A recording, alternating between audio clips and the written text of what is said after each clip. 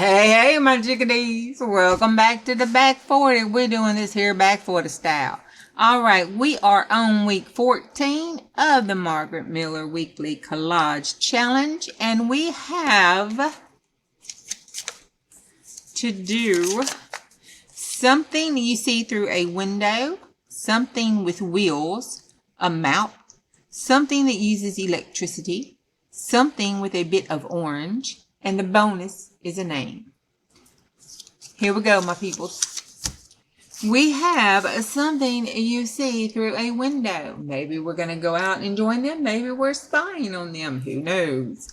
Over here on this side of the world, we have our wheels, which is on our wagon, kind of trying to keep it. All right, then in the middle, we have something uses electricity with our Tiffany lamp. A bit of orange is on our map with some names. And then down here, I threw in some script writing because maybe we're taking notes on all this is going on and how it's supposed to all go together by that little bit of light that we've got right there. This, my chickadees, is our week 14. Okay, I hope you have a good one. I love you. Bye.